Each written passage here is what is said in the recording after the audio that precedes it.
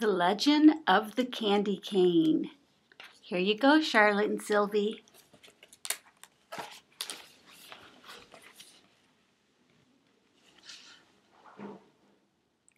One dreary evening, in the depths of November, a stranger rode into town. He stopped his horse from a lonely storefront. The windows were boarded shut and the door was locked fast, but the man looked at it, smiled, and said, it will do.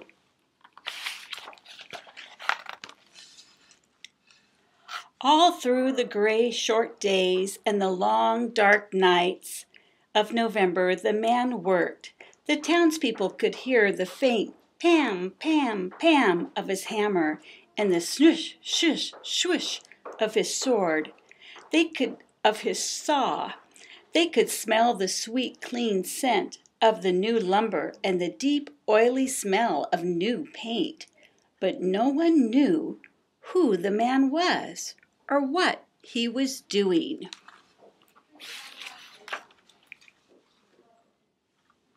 The mayor hoped he was a doctor to heal his illness. The young wives hoped he was a tailor to make beautiful dresses. The farmers hoped he was a trader to exchange their grain for goods.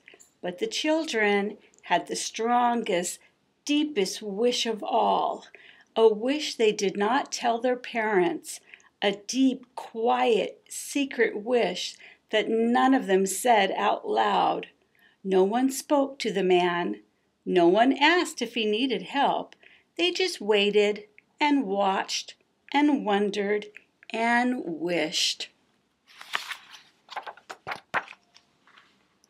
But one girl watched and wondered and waited and wished longer than she could stand. And one snowy day, she knocked at the stranger's door. "Hello," she said.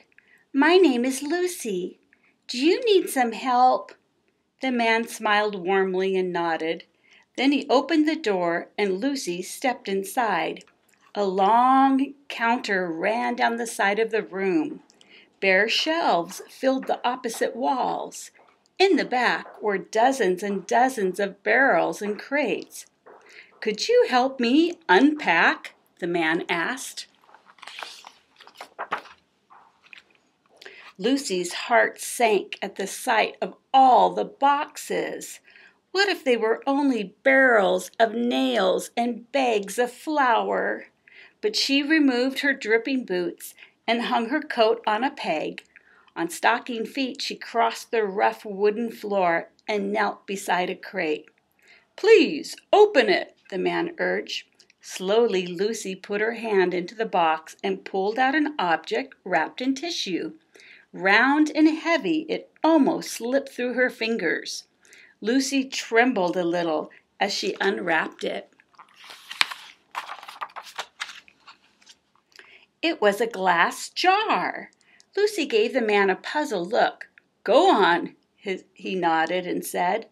So she unpacked another glass jar and another, until she was completely surrounded by jars of all shapes and sizes.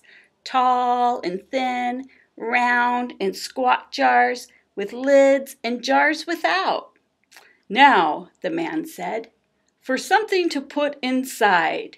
And he pulled over a huge crate stamped with the strange word, confections. As Lucy unpacked, her eyes lit up. It was candy, her favorite candy, gumdrops. "Try some," the man said. She popped one in her mouth. Now she could hardly unwrap fast enough. Peppermint sticks, taffy, lollipops, chewing gum. Wide-eyed, she looked at the man. "We wished," Lucy said. "Yes, I know," said the man. "And here it is. Welcome to Sunderman's Candy Store.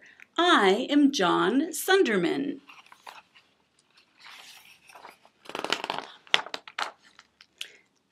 Soon the small store was filled with candies gleaming in their glass jars, raspberry suckers and tiny lemon drops, brightly colored jawbreakers and long tangles of licorice, pink and white peppermints for church and butterscotch balls for company.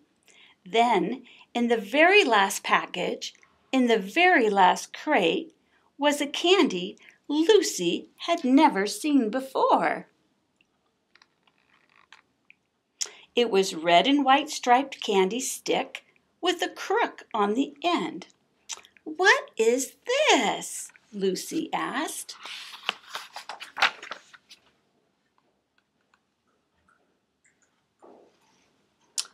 "This," Mr. Sonderman explained, "is a candy cane. It is a very special Christmas candy." "Why?" Lucy asked. "Tell me," Mr. Sonderman said, "what letter does it look like?" Lucy took the candy and turned it in her hand. "A J," she said. "Yes," Mr. Sonderman smiled. "J for Jesus, who was born on Christmas Day."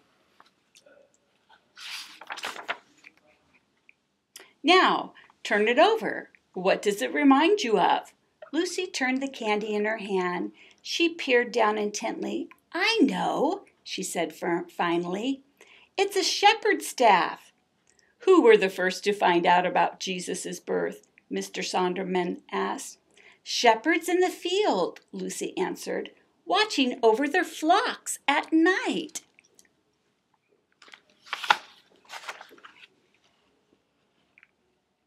"But Mr. Sonderman, what are the stripes for?" Lucy asked.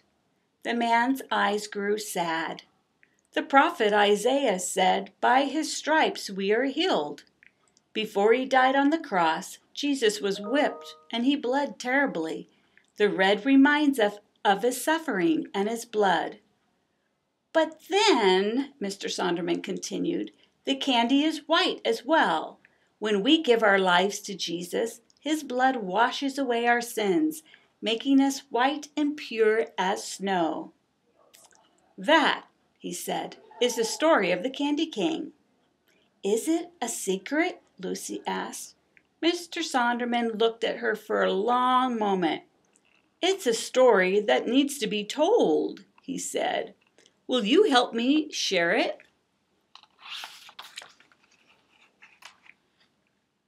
It was now the depths of December. The town was whipped around by blizzard winds.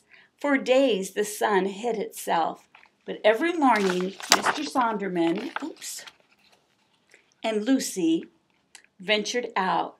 They wore heavy woolen coats and bright hand-knit scarves, and in their stiff mittened fingers they each held a bag. They went to every house in town.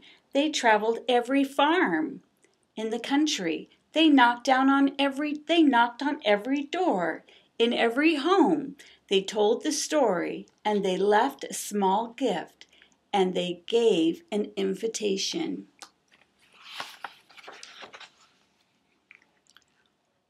On the afternoon of Christmas Eve, the sun finally broke through the clouds, and the Sunderman's candy store officially opened. The mayor came feeling better than he'd felt in days. The young wives came dressed in beautiful smiles. The farmers came eager to trade grain for Christmas gifts.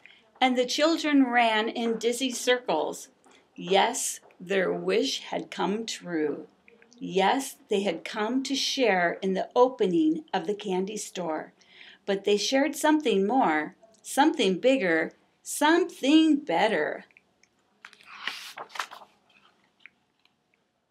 On that Christmas Eve, they shared the story of the candy cane. They told of the miracle of Christ's birth and the mercy of his love.